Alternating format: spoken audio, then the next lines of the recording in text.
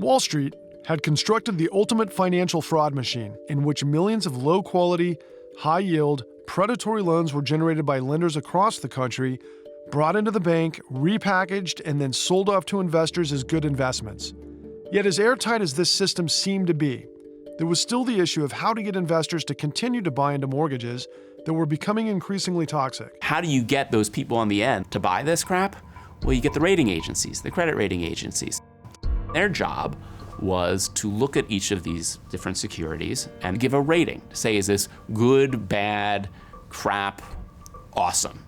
And what happened in the run-up to the financial crisis is that these rating agencies are giving AAA ratings to securities that did not merit the ratings.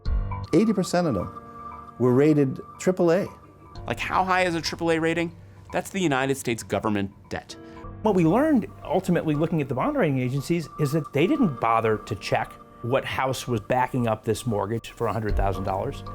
Houses that today are probably worth $8,000 or $10,000. Nobody checked. It would have required a minute on a computer to say $50,000, but wait, the mortgage is for $150,000. Wait a minute, how can you do this? And that was going on over and over and over and over.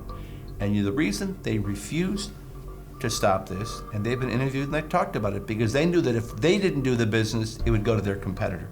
And I've heard people say, well, if we don't do it, they'll do it. So they did it. They all did it.